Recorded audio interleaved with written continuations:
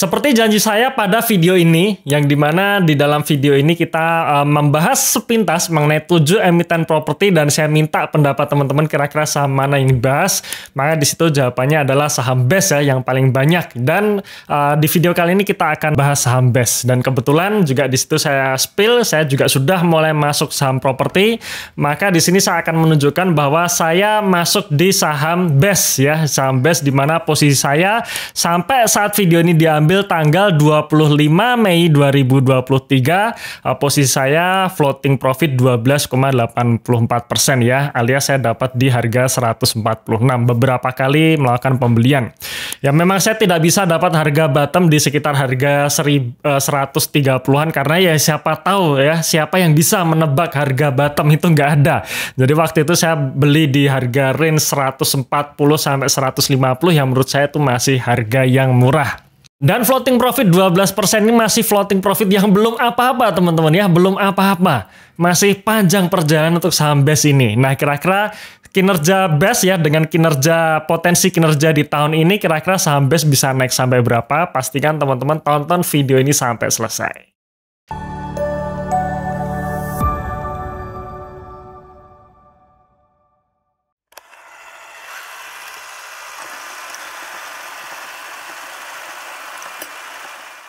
Oke, sebelum kita masuk ke pembahasannya ya, silahkan teman-teman download ebook kami karena dalam ebook tersebut kami sudah mengeluarkan saham yang lama yaitu saham MAPA karena memang saham MAPA sudah tidak layak dibeli di harga sekarang.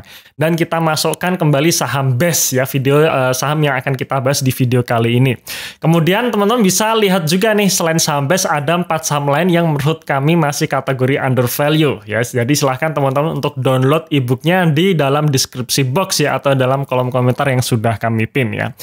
Dan juga kami sampaikan lagi ya bahwa dalam saya melakukan investasi di pasar saham, durasi saya adalah durasi jangka panjang atau investasi jangka panjang. Jadi di sini saya tidak mikir harga saham mau dibanting bandar gitu ya, mau diakumulasi bandar atau bandar sudah distribusi, mau asing masuk, mau asing keluar, itu nggak saya peduliin. Ya nggak saya peduliin itu, saya hindarkan, saya hiraukan saja ya. Pusing kita ngelihatin bandar tiap hari ya. Beli simpan selesai, habis itu kita tinggalkan market, kita lakukan rutinitas sehari-hari, itu lebih nyaman, lebih tenang, lebih santai. Dan cuannya pun lebih besar ya, cuan multi bagger itu yang kita cari. Oke, kali ini kita akan membahas saham BES atau PT Bekasi Fajar Industrial Estate ya. Di sini saya tidak akan panjang lebar menjelaskan secara detailnya. Teman-teman bisa pelajari lagi baik di annual report maupun di press release-nya ya. Cuman di video kali ini kita akan membahas poin-poin pentingnya saja yang menurut saya ini juga salah satu faktor yang membuat kenapa BES ini harus bisa naik 100% ya dari harga sekarang. Kita lihat dulu pergerakan harga saham dalam jangka panjang, di mana harga saham BES tertinggi tahun 2013 lalu pernah menyentuh level 1000. Ya level 1000 ini oke banget. Dan kemudian sampai saat ini harga saham BES sudah turun cukup dalam. Sampai saat ini tanggal 25 Mei 2023 harga saham BES ditutup di level 160-an ya. Di 165 kalau untuk closing pada tanggal 25 Mei ini ya.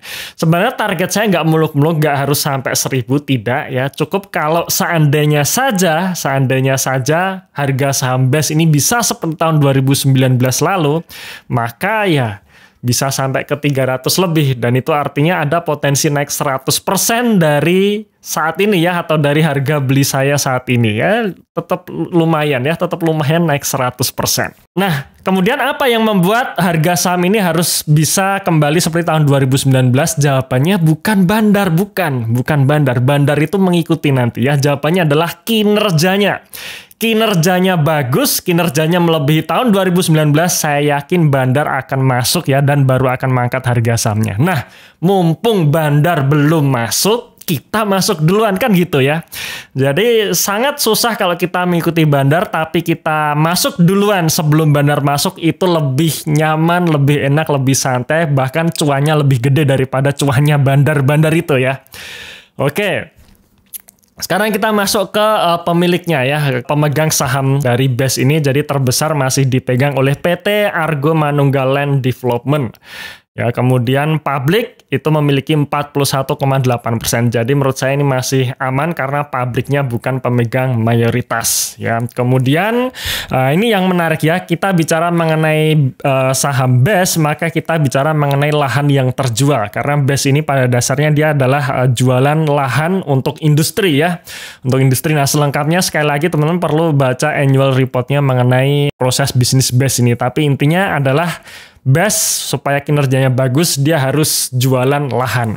Dan kebetulan di tahun 2022 kemarin, lahan yang terjual itu sudah sama dengan tahun 2019 lalu. Dan di mana ketika kita bicara mengenai penjualan lahan, ya tidak serta-merta ketika marketing sales terjadi itu langsung jadi pendapatan. Tidak ya, jualan lahan sampai ada serah terima baru diakui sebagai pendapatan yang di mana itu akan terjadi di tahun 2023 ini. Ya optimis saya seperti itu. Tahun 2023 sendiri marketing sales ya target dari marketing salesnya adalah sebesar 651 miliar di mana angka ini lebih tinggi dibandingkan tahun 2022. Ya harapannya target ini tercapai ya karena ya kita nggak tahu nih ke depan nanti apakah benar-benar tercapai atau tidak. Kalau nggak tercapai ya bisa jadi harga sahamnya nggak mau naik seperti itu ya. Tapi kalau tercapai kinerjanya melebihi tahun 2019, nah itu harapan untuk harga sahamnya bisa ke 300 itu sangat besar.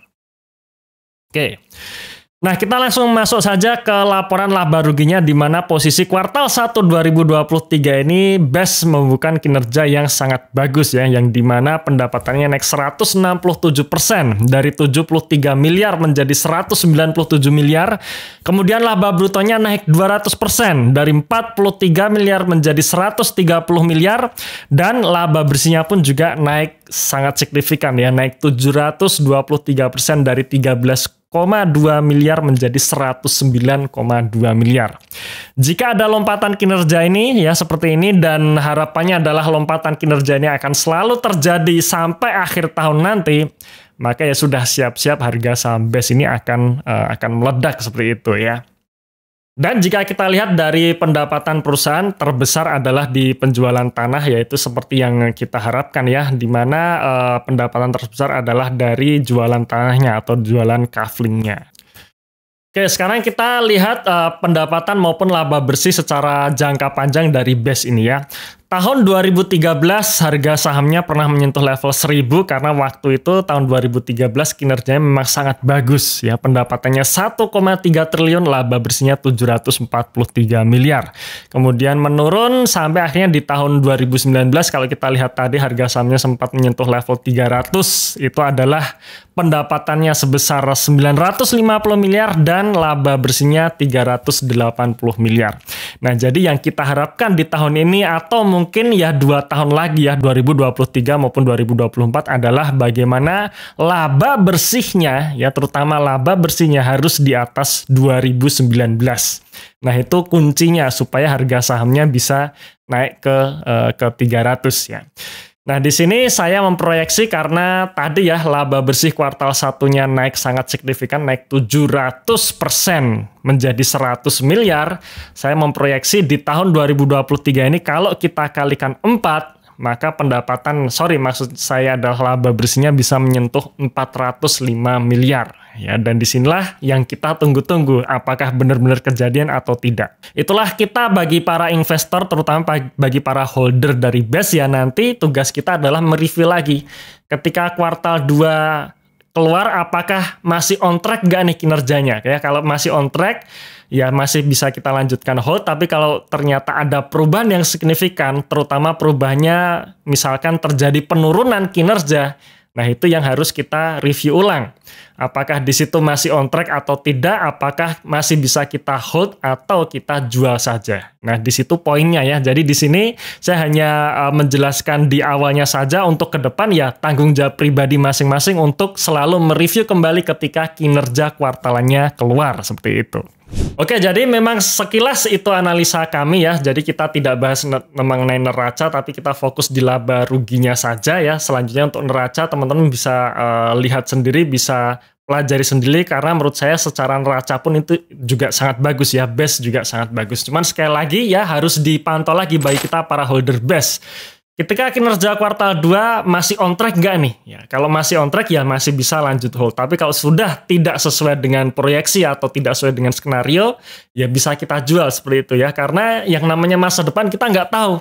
Ya tiba-tiba nanti ada COVID lagi, ada pembatasan-pembatasan lagi membuat kinerja BES akhirnya tidak jadi naik, ya berarti belum atau kenaikan dari harga saham BES nanti akan tertunda seperti itu ya. Itu lebih nyaman ya dibandingkan kita ngikutin bandar tiap hari pusing. Karena toh nanti juga bandar akan masuk di BES kalau kinerja BES ini baik gitu, bagus gitu ya. Oke, nah sekarang kita bicara mengenai valuasi. Jadi di harga saat ini, di harga 165 masih menunjukkan valuasi PBV 0,4 kali dengan PI rasio 4 kalinya, di mana saya masih menganggap valuasi ini masih murah.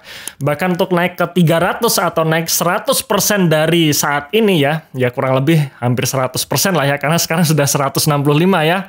Anggap saja naik ke 300 itu masih menunjukkan level valuasi 0,7 kali PBV, yang dimana itu juga masih menurut saya masih murah. Oke, mungkin itu sekilas pembahasan saya mengenai BES ya. Terima kasih sudah menonton video ini sampai akhir. Tunggu video kami selanjutnya dan salam Pasif Income.